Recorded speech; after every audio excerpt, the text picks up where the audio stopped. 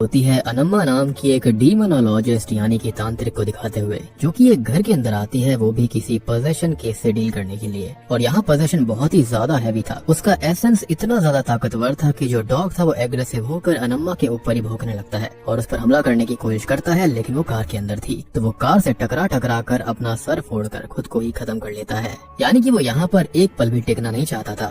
अब अनम्मा उस घर में जाने लगती है और लोकनाथ नाम का एक आदमी उसके पास आता है, जो कि उसे बताता है कि उसे प्रोफेसर दशरथ राम ने भेजा है और वो उनके साथ रहकर ट्रैवल करके इंटरव्यू करके उनके ऊपर केस स्टडी करना चाहता है और वो उसे अपने साथ उस घर में ले जाती है। तो इस घर के अंदर हाल ही में ही एक बूढ़े व्यक्ति की मृत्यु हुई थी, जिसका बेटा, बहू और उसकी बेटी फॉरेन में रहते हैं, तो अभी वो वापस आ गए थे। असल में उस बूढ़े व्यक्ति की जो पोती है वो पोजीशन में है और उसी वजह से उस घर के सारे फूल, पत्ते और पौधे सूख चुके हैं और मुरझा गए हैं। ईविल चीजें होती रहती हैं, घर में हलचल होती है और भगवान की जो पिक्चर्स है वो टूटकर अपने आप नीचे गिर जाती हैं। यानी कि यहाँ पर नकारात्मक ऊर्जा बहुत ही ज्यादा थी। खैर अब अनम्मा थोड़ा चिंतन करती है और उस लड़की से बात करती है, जो कि उनसे अच्छे से बात करती है और बताती है कि वो कभी स्कूल नहीं गई, उसने हमेशा न्यूज़पेपर और किताबों से ही नॉलेज गेन करी है। लेकिन उसके पिता बीच में ये बोलते हैं कि वो स्कूल जाया करती थी। साथ ही साथ वो ये सब बातें तेलुगु में बोल रही थी, जबकि वो पहली बार यहाँ पर आई है और उसे तेलुगु आती तक नहीं है, जिससे कि सभी शॉक्ड हो जाते हैं। अब अनम्मा कुछ ही पल में समझ जाती है कि उस बच्ची को उसके ही ग्रैंडफादर की सोल ने पजेस किया है और वो उनको समझाती है, एक्सॉर्सिज्म शुरू करती है और चैंटिंग करती रहती है।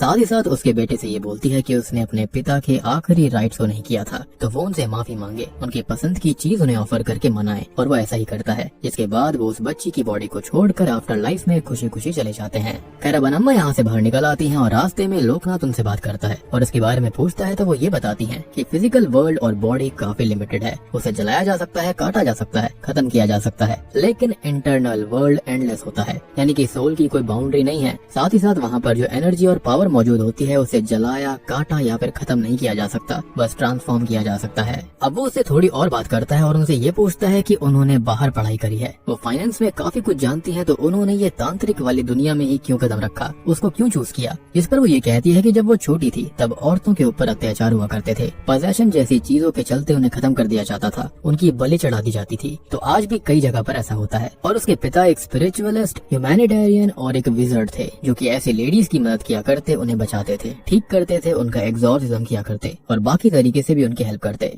अब एक दिन उन्होंने एक लड़की को पोजेशन से बचाया, लेकिन उस वक्त उनकी खुद की बेटी यानी कि अनम्मा की छोटी बहन की मौत हो गई थी और उसके दुख में उसकी माँ भी खत्म हो गई। अब उसके पिता अपने ईविल को खत्म करने वाले लड़ाई में लगे रहे और जब वो खत्म हुए तो उन्होंने अपनी लेगेसी उसको सौंप दी और वो आज तक इसको कायम रख रही है और वो कोशिश करती है कि वो अपने लेवल तक दुनिया से ईविल को खत्म कर पाए, उससे लोगों को बचा पाए और लेडीज को मरने से बचा पाए। वो आगे बताती हैं कि वो अपने आसपास की लिविंग चीजों से कम्युनिकेट करने की कोशिश करती रहती हैं और वो साइंस में पूरा विश्वास रखती हैं, जिसके अंदर अगर कोई पर्सन साइंस से ठीक हो सकता है तो वो साइंस से ही उसकी हेल्प करेंगी, लेकिन अगर किसी और तरह से या फिर रिलीजन या फिर बिलीफ से किसी की मदद हो सकती है तो वो उसे फॉलो करने में पीछे नहीं हटती। खैर अब लोकनाथ आगे ये पूछता है कि वो अकेली ही एक डीमोनोलॉजिस्ट है जिन्होंने बाहर रहकर इतने इंटरेस्ट से उसको सीखा है, या फिर ऐसा कोई और भी है। जिस पर वो ये कहती है कि ये तो केस स्टडी से बाहर का सवाल लग रहा है। तो वो ये कहता है कि वो बिग गोस्ट में यकीन करता है और जानना चाहता है कि वो उनसे कैसे डील करती हैं, सीरियस से सीरियस ईविल को कैसे संभालती हैं। जिसके बाद वो उनसे ये पूछता है कि उन्हें कोई ऐसा केस याद है जिसके अंदर उन्हें थोड़ी कठिनाई महसूस हुई हो या फिर उसे देखते ही उन्हें ऐसा लगा हो कि ये तो सॉल्व नहीं हो सकता। जिस पर वो बताती है कि ऐसा एक केस था जो कि उन्होंने पहले कभी नहीं देखा था और ना ही उसके बाद आज तक ऐसा कुछ हुआ,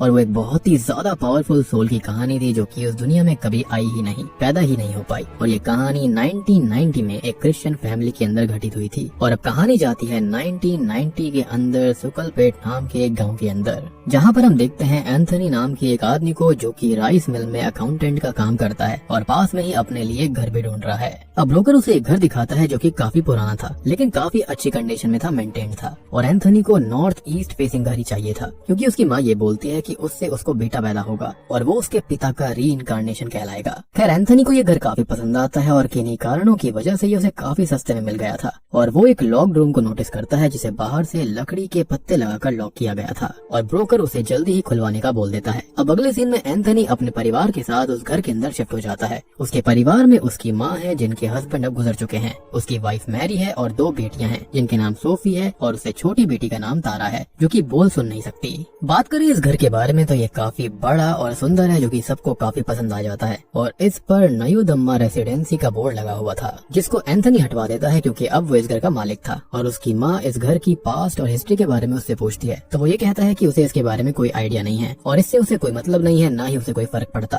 खैर अब एंथनी उस लॉक्ड रूम को देखने जाता है जिसे अब खुलवा दिया गया था और यहाँ पर ढेर सारा पुराना furniture, classical music instruments like harmonium और ढोल वगैरह पड़े हुए थे और वो यहाँ पर थोड़ा बहुत चीजों को नोटिस करने लगता है। खैर अब रात को तारा घूमते घूमते इसी रूम तक आ जाती है और उसे यहाँ पर कुछ हलचल महसूस होती है जिससे वो थोड़ी डर जाती है। जिसके बाद वो अपने रूम में जाकर सो जाती है जहाँ पर रात को सोफी की नींद खुलती है तो वो कुछ हलचल महसूस करती है। साथ ही साथ तारा कुछ अजीब सा गुनगुना रही थी जिससे वो थोड़ी डर जाती है क्योंकि ऐसा होना मुश्किल था, इनफैक्ट नामुमकिन था। और वो उसे सोने बोल देती है और हम रूम के अंदर रखे हुए हॉर्स टॉय को अपने आप ही हिलता हुआ देख पाते हैं।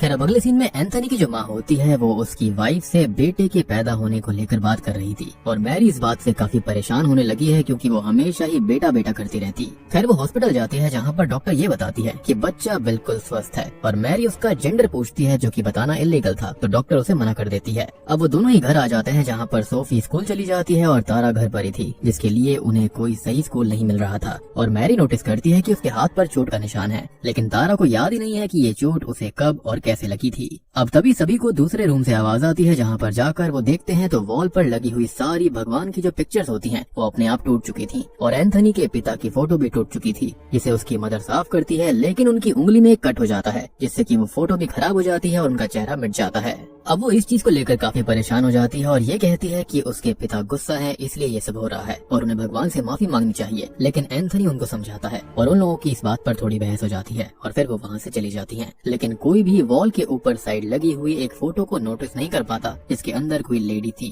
खैर तभी हम तारा को देखते हैं जो कि उसी रूम में पढ़ रही होती है लेकिन तभी वहाँ पर एक शैडो आती है जो कि उसे काइंड ऑफ पोजेशन में लेकर एक स्विंग चेयर पर बैठाकर उस चेयर को जोर जोर से स्विंग कराने लगती है। लेकिन तब तक उसकी माँ वहाँ पर आकर उसे अपने साथ ले जाती है और वो बिल्कुल नॉर्मल हो गई थी और ये बात भी भूल गई थी कि वो चेयर पर कब बैठी और कब वो चेयर मूव होने लगी थी। फिर अब अगले सीन में हम एंथनी को मिल के अंदर देखते हैं जहाँ पर उसके बॉस उसको ये बताते हैं कि इनकम टैक्स डिपार्टमेंट से किसी इशू की वजह से उन्हें मिल को 6 महीने के लिए बंद रखना होगा और वो सबका हिसाब करके सबको काम से निकाल दे। साथ ही साथ यहाँ पर इनकम टैक्स ऑफिसर से डील करने और अकाउंट सेटल करने के लिए कोई रहना चाहिए तो वो यहाँ पर 2 और महीने काम कर सकता है। और अब एंथनी जॉब जाने की बात से काफी परेशान हो जाता है क्योंकि उसने अभी अभी एक नया घर खरीदा था। खैर देर रात वो मिल से घर जाने लगता है लेकिन उसकी बाइक खराब हो जाती है तो वो वॉचमैन से लालटेन लेकर घर पर अकेले ही पैदल जाने लगता है और रास्ते में उसे पीछे से किसी के चलने की आवाज आती है, कुछ हलचल महसूस होती है जिससे कि वो डर जाता है। लेकिन तभी वहाँ पर एक आदमी आता है जिससे वो बात करता है और उसके साथ आगे तक चलने के लिए बोलता है और वो आदमी भी इसी जगह पर जा रहा था तो वो भी उसके साथ चलने के लिए एग्री हो जाता है।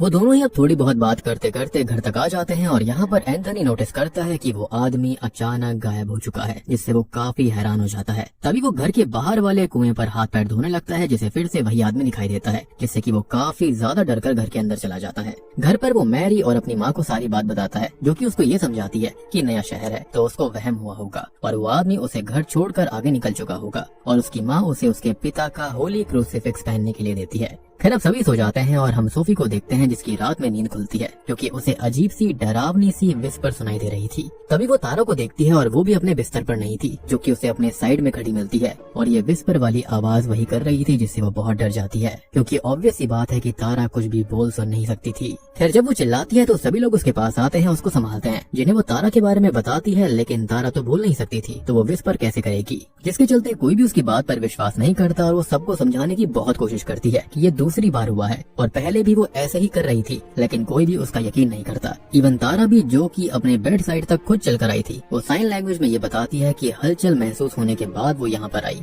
अब सभी लोग दूसरे रूम में चले जाते हैं और सोफी इन सबसे बहुत ही ज्यादा परेशान हो गई थी जो कि खुद से ये कहती है कि अभी कोई भी उसकी बात नहीं मानता, जब नया बेबी आएगा तब तो सभी उसको इग्नोर कर देंगे और कोई उससे प्यार नहीं करेगा। वहीं दूसरी तरफ हम तारा को देखते हैं जो कि क्रीपी तरीके से हंस रही थी। अब अगले दिन एंथनी अपने काम पर निकल जाता है और बच्चियां घर पर खेल रही होती हैं। तभी कारपेट कारपेंटर घर पर कुछ रिपेयर का काम करने आया था, जिसकी बहन भी साथ आई थी। तो वो उन दोनों के साथ खेलने लगती है और उस स्टोर रूम से उन्हें एक बोर्ड गेम भी निकाल कर देती है, जो कि काफी पुराना समय का गेम था। तभी मैरी उन दोनों के पास आती है और वो दोनों उसे उस लड़की के बारे में बताती हैं, जो कि अभी नीचे गई है। और मैरी कारपेंटर को जूस देती है, साथ ही साथ उसकी बहन को पिलाने के लिए भी जूस देती है। खैर अब रात को सभी लोग सो रहे होते हैं कि तभी एंथनी की माँ के रूम के अंदर हलचल शुरू हो जाती है। उसे कुछ आवाजें आती हैं जिससे उनकी नींद खुल जाती है और वो हलचल नोटिस करके अपने पति की फोटो के सामने जाती हैं और उनसे माफी मांगती हैं कि क्या वो किसी पर गुस्सा है या फिर अगर उन्होंने कोई गलती करी है तो वो उसे माफ कर दें। खैर अगले दिन वो जागती है तो वो काफी परेशान थी और एंथनी उनसे ये कहता है कि उसकी जॉब भी जाने वाली है और उसने अपने सारे पैसे लगाकर ये घर खरीद लिया है। ऊपर से 2 बच्चियों की जिम्मेदारी उस पर है और वो आगे बच्चे की जिम्मेदारी नहीं उठा सकता, तो एबॉर्शन वो कराने का सोच रहा है। जिस पर उसकी माँ बहुत ही ज्यादा गुस्सा हो जाती है और उसको थप्पड़ मार के ये बोलती है कि वो ये बिल्कुल भी ना कहे और वो अपने पिता के री इनकारनेशन को नहीं रोक सकता। बात रही बच्चे को पालने की तो वो अपनी पेंशन से उसको पाल लेगी। और एंथनी उनका ये बिहेवियर देखकर काफी शॉक्ड हो जाता है, क्योंकि वो पहले ऐसी नहीं थी। अब रात को एंथनी सो रहा होता है कि तभी उसे किसी की आवाज आती है और उसकी नींद खुल जाती है। वो बाहर जाता है तो उसे कुएं के पास तारा दिखाई देती है, जिसे बचाने वो वहाँ पर भागता है, लेकिन वो अचानक गायब हो गई थी। साथ ही साथ अब उसे किसी ईविल के हंसने की आवाज सुनाई देती है और वो घर पर देखता है तो बालकनी में कोई लेडी और बच्चियों के भूत खड़े हुए थे और तभी उसे कुएं के अंदर कोई धक्का दे देता है। अब अगले दिन मैरी जागती है तो उसे ढूंढने लगती है, जो कि उसे कुएं के अंदर ही मिलता है, जो कि रात भर से वहीं पड़ा हुआ था और कुछ लोगों की मदद से उसे बाहर निकाला जाता है। वो बहुत ही ज्यादा परेशान हो जाता है क्योंकि घर के अंदर इतनी सारी अजीब चीजें घट रही थी। इस पर मैरी उसे संभालती है। अब वो अपने काम पर जाता है, जिसे आने में देर हो गई थी और रात होने पर कारपेंटर की सिस्टर घर आती है, जो कि तारा के साथ खेलने लगती है और उसे अपने साथ घर से बहुत दूर ले जाती है। मैरी को जब उसके बारे में पता चलता है तो वो बहुत ही ज्यादा परेशान हो गई थी और वो उसको ढूंढने के लिए निकल पड़ती है, जो कि कारपेंटर से पूछती है कि उसकी बहन उसकी बेटी को कहीं लेकर गई है। तो वो शॉकिंगली ये बताता है कि उसकी तो कोई बहन ही नहीं है और उस दिन उसे वो बहन वाली बात भी समझ नहीं आई थी कि उसने जूस आखिर 2 पैकेट क्यों दिए थे, यानी कि ये कोई और नहीं बल्कि कोई भूत था। खैर अब मैरी बहुत ही ज्यादा परेशान हो जाती है और तभी हम तारा को देखते हैं, जो कि घर से बहुत दूर अकेले भटक रही थी, जिसको शॉकिंगली अनम्मा देख लेती है। जी हाँ, वही अनम्मा जो कि ये केस सुना रही है और वो उससे बात करके उसे घर ले जाने लगती है, जिन्हें मैरी भी मिलती है और वो दोनों थोड़ी बहुत बात करती है, जहाँ पर तारा को याद तक नहीं था कि वो कब घर से गई, क्या हुआ, कैसे हुआ। बस उसको ये याद था कि होश आने पर वो रोड पर अकेली घूम रही थी। खैर अब अनम्मा उन दोनों को घर पर ड्रॉप करती है, जिन्हें उस घर को देखते ही उस घर के अंदर की नेगेटिव प्रेजेंस फील हो जाती है और उस घर की वो जो गोस्ट होती है वो भी बालकनी से खड़ी खड़ी उसे ही देख रही थी। अब रात में एंथनी की माँ को उस स्टोर रूम से किसी के रोने की आवाज आती है और वो एंथनी को बुलाती है, जो कि वहाँ चेक करता है, लेकिन तब तक लाइट चली गई थी। अब वो उस रूम में जाता है जहाँ पर पैरानॉर्मल एक्टिविटीज होने लगती हैं और उसे कोई परछाई हॉन्ट करती है, हमला करती है और वो रूम के अंदर कैद हो जाता है। अब अगले दिन ब्रोकर पुलिस ऑफिसर को लेकर वहाँ आता है और वो लोग उसे बाहर निकालते हैं। अब पुलिस ऑफिसर उसका बयान लेता है, लेकिन उसे इन सारी बातों पर, भूत वाली बातों पर यकीन नहीं होता, तो वो वहाँ से चला जाता है। तभी एंथनी बहुत ही ज्यादा डर चुका था, जो कि ब्रोकर से ये कहता है कि वो कैसे भी करके ये घर बिकवा दे और उसे कहीं और दूसरा घर दिलाए, जिस पर ब्रोकर उसको ये कहता है कि घर बेचने में टाइम लगेगा और ज्यादा दिक्कत होने पर वो अनम्मा को कॉल करे, क्योंकि वो इन सब चीजों से ही डील करती है, उनको सॉल्व करती है। यानी कि यहाँ पर ये ब्रोकर जानता था कि इस घर के अंदर दिक्कत थी, लेकिन पैसों के चक्कर में उसने घर बेच दिया। इसलिए कहते हैं कि प्रॉपर्टी डीलर्स या बिल्डर्स किसी के सगे कभी नहीं होते। अगर भूत पैसा देंगे ना तो वो भूतों को भी घर बेच सकते हैं। अब एंथनी अपने काम पर निकल जाता है और अनम्मा को कॉल करने की कोशिश करता है, लेकिन उनके घर पर फिलहाल कोई नहीं था, तो उसकी बात किसी से नहीं होती। खैर अब रात को वो घर आता है, जो कि सबसे ये कहता है कि अगर वो इस घर के अंदर और रहे तो आगे और भी कुछ भयानक घटित हो सकता है, तो वो अभी यहाँ से जा रहे हैं और उसने मिल के पास ही किराए पर एक घर देख लिया है। वो सभी लोग सामान पैक करते हैं और यहाँ से जाने लगते हैं, लेकिन तभी मैरी स्लिप होकर गिर पड़ती है और एंथनी उसे हॉस्पिटल लेकर जाता है, जहाँ पर डॉक्टर्स उसके बच्चे के टेस्ट करने लगते हैं कि वो सेफ है या फिर नहीं। खैर अब रात यूं ही बीत जाती है और बीच में एंथनी की माँ भी कॉल करती है और थोड़ी देर बाद अनम्मा का कॉल भी आ जाता है, जो कि एंथनी से कहती है कि वो सब जानती है और वो 2 दिन बाद आ जाएगी, तब तक वो घर छोड़कर कहीं भी ना जाए। जिस पर वो जाने की जिद करता है तो वो ये कहती है कि ये घर उसे घर से या फिर इस गाँव से कहीं बाहर नहीं जाने देगा और कोशिश करने पर चीजें गलत हो जाएंगी और उसे वहीं पर रुकना पड़ेगा। और आप देख चुके हैं कि चीजें कितनी गलत हो रही थी। खैर अब सुबह उसे सोफी का कॉल आता है, जो कि उसको ये बताती है कि उनकी दादी चल बसी है और ये सुनकर उसके पैरों तले जमीन खिसक जाती है खैर प्रेजेंट टाइम में लोकनाथ अनम्मा से ये पूछता है कि आखिरकार मौत के आगे है क्या वो अंत है या फिर कभी उसके बियॉन्ड चीजें पता भी चलेंगी। साथ ही साथ अलग अलग रिलीजन, अलग अलग कम्युनिटीज के अंदर क्रिमेशन अलग अलग तरह से होता है, तो क्या वो सिर्फ बॉडी को खत्म करने का तरीका है या फिर उस सोल से लिविंग को बचाने की कोशिश। क्योंकि अक्सर कहा जाता है कि अनसेटिस्फाइड सोल्स हमारे आसपास ही रहती हैं और वो कभी भी किसी के भी शरीर को पजेस कर सकती हैं। उसका ये भी कहना था कि क्या वो हमें हार्म भी कर सकती हैं, लेकिन फिलहाल अनम्मा इसके बारे में कुछ नहीं बोलती। वो कहानी कंटिन्यू करती है जिसके अंदर कहानी फिर से पास्ट में जाती है और हम एंथनी की माँ का अंतिम संस्कार देख पाते हैं। और अनम्मा वहाँ पर घर आ गई थी, जो कि यहाँ वहाँ पूरा घर चेक करती है, जिसके अंदर उन्हें उसकी माँ की स्पिरिट मिल जाती है, यानी कि एंथनी की माँ की, जिनसे अनम्मा उनके मरने का रीजन पूछती है, लेकिन वो उसे कुछ नहीं बताती और वहाँ से चली जाती है। खैर तभी उसे कोई और इविल वॉइसेस परेशान करने लगती हैं और उसे एक और स्पिरिट दिखाई देती है जो कि इस घर की पुरानी ओनर है, लेकिन उसके बारे में हम असली पत्ते खुलते वक्त जानेंगे। तभी अनम्मा बैरियल ग्राउंड पर आती है जहाँ पर वो एंथनी की माँ के साथ उनके हस्बैंड की फोटो को भी बैरी कर देती है ताकि वो सुकून से यहाँ से जाए। लेकिन वो फोटो आज भी अनम्मा के पास ही है और वो फोटो घर के अंदर भी आ गई थी, जो कि काफी वियर्ड बात थी। अब अनम्मा एंथनी और उसके परिवार से बात करती है और बताती है कि यहाँ की जो इविल फोर्सेस हैं उन्हें पास्ट में जाने से सच जाने से रोक रही हैं। ऑल्दो बाहर बने हुए बरगद के पेड़ को टच करने पर वो पास्ट की कुछ झलकियाँ देख पाई थी, जिसके अंदर एक माँ, उसकी 4 बेटियाँ, उसका पति और उसकी सास रहा करती थी और फिर सभी बहुत ही बुरी तरह से मारे गए। लेकिन क्या हुआ, कैसे हुआ, ये जानने के लिए उन्हें पास्ट देखना होगा, जो कि फिलहाल इम्पॉसिबल हो रहा है। तो वो जल्दी ही मदद लेकर सही इन्फॉर्मेशन के साथ वापस आएंगी। तब तक वो लोग सावधान रहें और सतर्क रहें और तारा पर विशेष ध्यान दें, क्योंकि उसके बॉडी के ऊपर चोटों के निशान बने हुए हैं, मतलब कि वो मेन टारगेट है। और अब हमको समझ में आ रहा है कि उसके हाथ पर जो चोट के निशान थे वो यही स्पिरिट्स दे रही थी, क्योंकि वही मेन टारगेट थी। अब अनम्मा यहाँ पर अलग अलग रिलीजियस प्लेसेस पर जाती है, अलग अलग ritual, exorcism, protection circle methods को गैदर करती है। और इसी बीच प्रेजेंट में लोकनाथ उनसे पूछता है कि उन्होंने अलग अलग रिचुअल्स को चेक किया, अलग अलग कम्युनिटीज में चीजें सीखी, जिस पर वो कहती है कि हिंदुइज्म में एक्सॉर्सिज्म का कॉन्सेप्ट है ही नहीं। यहाँ पर रोज दिया बत्ती लगाकर भगवान शिव की पूजा करी जाती है, जिससे कि बैड स्पिरिट से बचा जा सके। और हिंदू धर्म के हिसाब से इसके पीछे रीजंस भी हैं।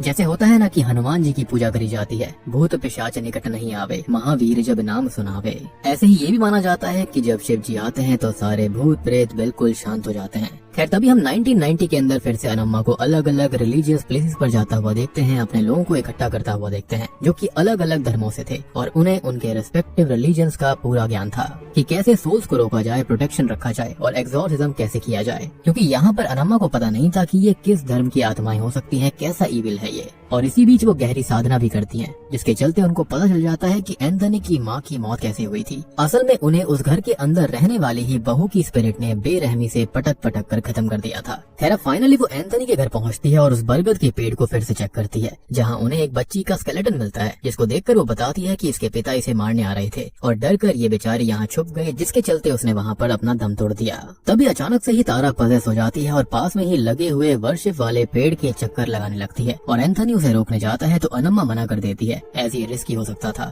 और कुछ ही देर के बाद में वो अपने आप ही थक कर बेहोश हो जाती है। अब तारा को अंदर लाया जाता है और उसका एक्सॉर्सिज्म शुरू होता है। उससे पहले उसके चारों ओर प्रोटेक्शन स्पेल से सर्कल बनाया जाता है और इसी बीच घर के अंदर होली वाटर भी छिड़का जाता है। साथ ही साथ उस पर भी होली वाटर छिड़का जाता है, लेकिन वो आग की तरह गर्म हो जाती है। खैर तभी वो बोलने लगती है, रोने लगती है और गिड़गिड़ाने लगती है, जिस पर अनम्मा कहती है कि ये इविल की चाल हो सकती है, तो कोई भी उसके ट्रैप में ना आए और आज की रात बड़ी जरूरी है, तो यहाँ पर कोई भी खाए ना, सोए ना, आपस में बात भी ना करे और अगर कोई उनसे कुछ बोले, कोई अनजान आवाज उन्हें सुनाई दे तो वो उस पर बिल्कुल भी रिएक्ट ना करें और एक दूसरे की आंखें ना देखें, क्योंकि इससे evil body to body switch कर सकता है। अब थोड़ी देर के बाद में राइट्स पढ़ने वाला लड़का बेहोश हो जाता है और तारा हवा में लेविटेट करने लगती है, जो कि इविल वॉइस में एंथनी और मैरी से ये कहती है कि वो अपने अनबॉर्न बेबी को मारना चाहते थे, तो अब तारा को भी वो मरने दे और वो खींचकर उसे रूम के अंदर कैद कर लेती है, यानी कि ये आत्मा। अब अनम्मा अपने एक साथी के साथ उसे लेने जाती है तो उन्हें एक सीक्रेट रूम मिलता है और वहाँ पर कुछ बच्चियों के गोस्ट उन्हें हॉन्ट करते हैं, लेकिन अनम्मा ये कहती है कि आज उन्हें डर को रोकना होगा। खैर अब उन्हें एक बड़े से संदूक के अंदर ढेर सारे बच्चों के कंकाल मिलते हैं और तभी वो पास्ट को देख पाती है। और दोस्तों अब यहाँ पर खुलते हैं इस मूवी के असली पत्ते। तो 1930 के अंदर इस घर के अंदर नयूदम्मा नाम का एक आदमी रहा करता था,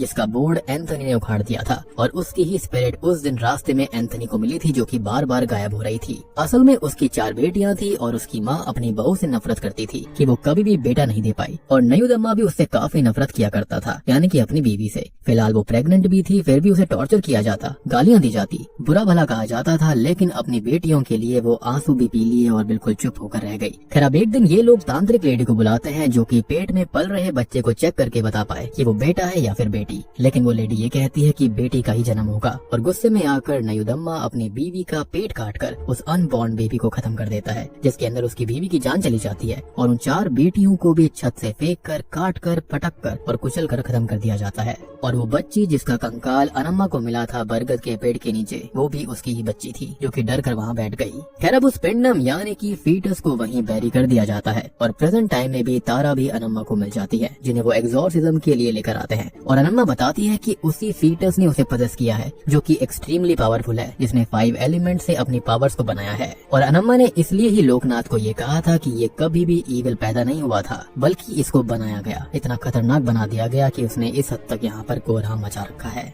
अनम्मा बताती है कि वो एक सुनामी जितनी पावर्स इकट्ठी कर चुका है, और उसका असली टारगेट मैरी के पेट में पल रहा बच्चा है, उसको पजेस करना है। और ये बिल्कुल मुझे दीपक की याद दिलाता है। खैर इसलिए वो मैरी को गार्ड कर रहा है, उसके पिंडम को गार्ड कर रहा है। जो भी उसको खत्म करने की कोशिश करेगा वो उसको खत्म कर देगा।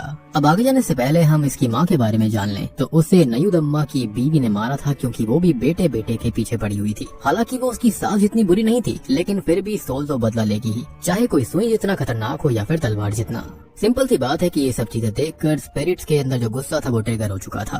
खैर अब अनम्मा मैरी को आटे का बना हुआ गोला देती है, जिसे पिंडम मानकर उसे उसकी पूजा करनी होगी जब तक पोजेशन न हट जाए। और एंथनी को यहाँ मारी गई बच्चियों का अंतिम संस्कार करना होगा, जिससे कि उनकी स्पिरिट्स आजाद होकर उन्हें छोड़ देगी। अब इसी बीच नयूदम्मा का गोस्ट एंथनी को पोजेस करने की कोशिश करता है, लेकिन वो खुद को संभाल लेता है। लेकिन वो गोस्ट जो होता है वो दूसरे लड़के को पोजेस कर लेता है, जो कि रिचुअल खराब करने लगता है, सब पर हमला कर देता है। लेकिन अनम्मा अपने पिता वाला लॉकेट उसके गले में डालकर नयूदम्मा की स्पिरिट को वैनिश कर देती है।